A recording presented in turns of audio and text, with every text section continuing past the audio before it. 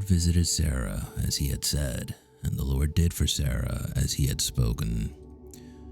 For Sarah conceived and bore Abraham a son in his old age at the set time of which God had spoken to him. And Abraham called the name of his son who was born to him, whom Sarah bore to him, Isaac. Then Abraham circumcised his son Isaac when he was 8 days old, as God had commanded him. Now Abraham was 100 years old when his son Isaac was born to him. And Sarah said, God has made me laugh, and all who hear will laugh with me. She also said, Who would have said to Abraham that Sarah would nurse children? For I have borne him a son in his old age. So the child grew and was weaned, and Abraham made a great feast on the same day that Isaac was weaned. Sarah saw the son of Hagar the Egyptian, whom she had borne to Abraham, scoffing. Therefore she said to Abraham, Cast out this bondwoman and her son, for the son of this bondwoman shall not be heir with my son, namely with Isaac.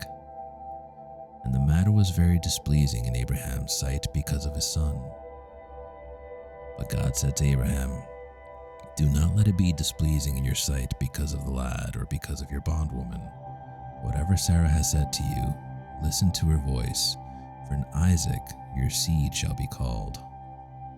Yet I will also make a nation of the son of the bondwoman, because he is your seed.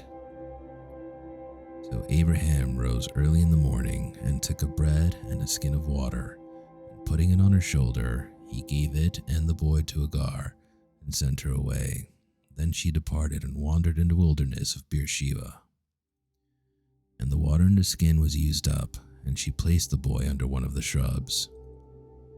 Then she went and sat down across from him at a distance of about a bow shot, for she said to herself, Let me not see the death of the boy. So she sat opposite him and lifted her voice and wept. And God heard the voice of the lad. Then the angel of God called to Hagar out of heaven and said to her, What ails you, Hagar? Fear not, for God has heard the voice of the lad where he is. Arise, lift up the lad and hold him with your hand, for I will make him a great nation. Then God opened her eyes, and she saw a well of water, and she went and filled the skin with water, and gave the lad a drink. So God was with the lad, and he grew and dwelt in the wilderness, and became an archer. He dwelt in the wilderness of Paran, and his mother took a wife for him from the land of Egypt. And it came to pass at that time that Abimelech and Phicol, the commander of his army, spoke to Abraham, saying, God is with you in all that you do. Now therefore, swear to me by God that you will not deal falsely with me, with my offspring, or with my posterity, but that according to the kindness that I have done to you, you will do to me and to the land in which you have dwelt. And Abraham said, I will swear. Then Abraham rebuked Abimelech because of a well of water which Abimelech's servants had seized. And Abimelech said, I do not know who has done this thing. You did not tell me, nor had I heard of it until today. So Abraham took sheep and oxen and gave them to Abimelech, and the two of them made a covenant. And Abraham set 7 ewe lambs of the flock by themselves.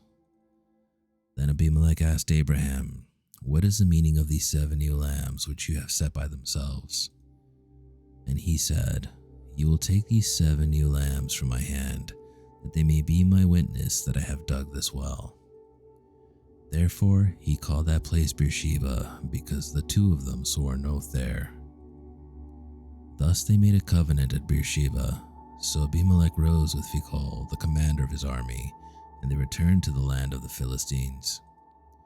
Then Abraham planted a tamarisk tree in Beersheba, and there called on the name of the Lord, the everlasting God. And Abraham stayed in the land of the Philistines many days.